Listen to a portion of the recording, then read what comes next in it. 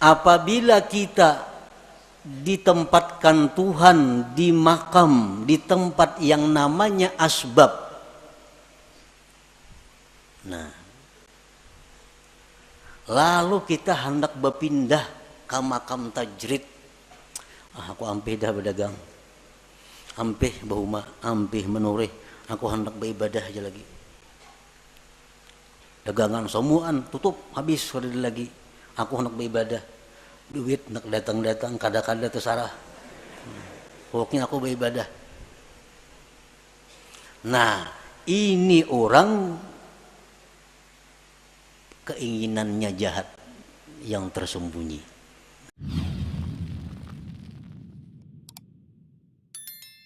Nah, para muhibbin rahimakumullah. Jadi tugas kita ini ibadah.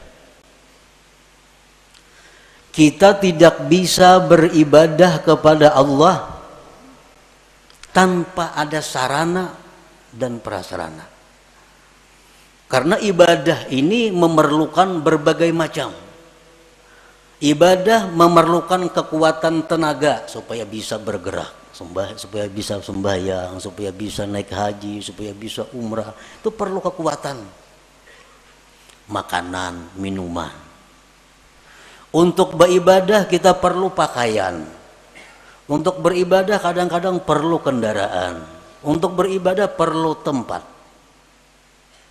Banyak keperluan-keperluan kita agar kita bisa beribadah. Nah, untuk mencukupi keperluan kita beribadah ini, Allah ada menyediakan dua tempat yang kita duduki, yang kita jalani. Untuk mendapatkan keperluan ibadah ada dua cara yang diberikan Allah. Ada dua tempat yang diberikan Allah. Pertama namanya asbab. Yang kedua namanya tajrid. Nah, ya tadi iradatuka tajrid ma'a ikamatillah iyyaka bil asbab minasyahwatil khafiyah. Wa iradatukal asbab ma'aikamatillahi ta'ayyaka bitajrid inhitatun anil himmatil aliyah. Jadi ada dua untuk mencukupi kebutuhan ibadah nih. Ada asbab, ada tajrid. Asbab ini apa artinya? Ya sebab. Bekerja, berdagang, bertani, menuri, beternak, jadi guru, pegawai. Ini asbab. Artinya apa? Dia mendapatkan kecukupan ibadahnya melalui pekerjaan-pekerjaan. Nah, ini asbab namanya. Ada orang yang ditempatkan Allah di situ untuk mendapatkan keperluan ibadah. Inya menurih lebih suka hanya kau masak, berdagang kayak hanya nukar baju, berdagang hanya kawan nukar ini untuk ibadah. Ada orang yang ditempatkan Allah di situ. Nah, yang kedua ada orang yang ditempatkan Allah di satu makam namanya tajrid. Ini orang dalam rangka mencukupi keperluan ibadahnya kada perlu berusaha. Dia telah dicukupi. Contohnya warisan banyak. Banyak isi warisan. Ini kada becarian. Bulan ini datang nang saham di anu. Bulan akan datang nang di anu. Di rumah aja begana, datangan duit ke rumahnya. Nah, ini orang ditempatkan Tuhan di makam tajrid ngarannya. Kan ada ya kalau kayak itu orang. Nang kada berusaha, betoko kada, beternak kada, betani kada, apa kada. Tapi duit banyak berisi datangnya, sarabanya ada, beribadah apa kawa. Nah, ini ngarannya di makam tajrid, di andak Tuhan orang ini. Nah, para muhibbin rahimakumullah.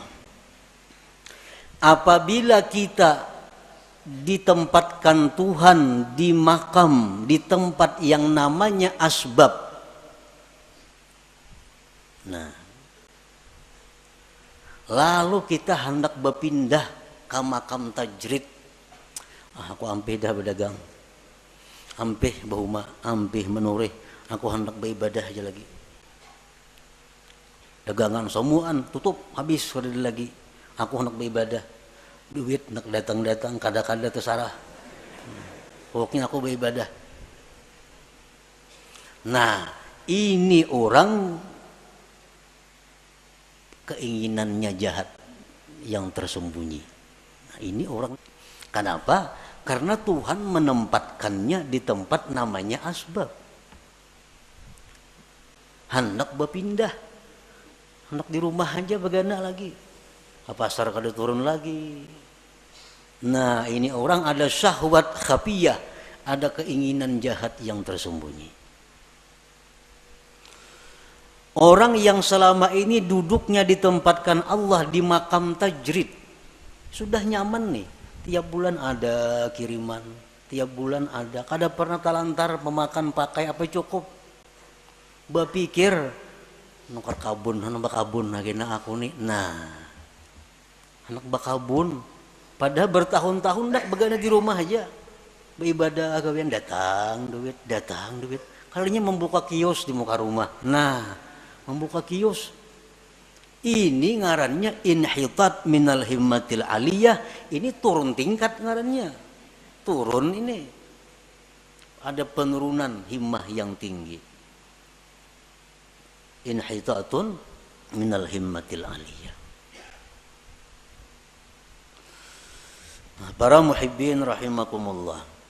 Sekarang kita mengetahui di mana Allah menempatkan kita. Ini yang perlu kita tahu.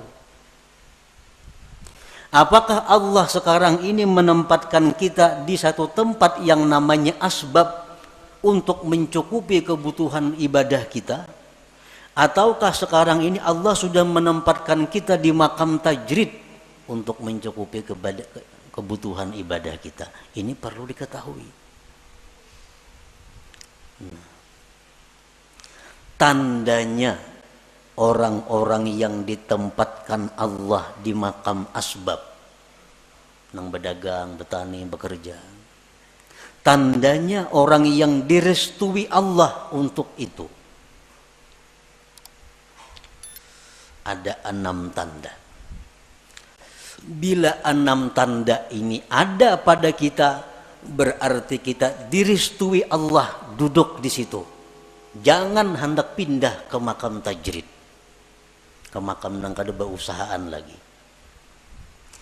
Tetapi bila mana 6 tanda ini ada sesuatu nang kada kita miliki, kada bisa kita dapatkan, berarti itu isyarat kita mesti pindah kepada makam tajrid. Nah, demikian pula sebaliknya, makam tajrid. Apakah dia di makam tajrid ini sudah diridhai Allah? Ada tandanya. Bila tandanya ini kada pas, berarti itu isyarat agar pindah kepada asbab berusaha.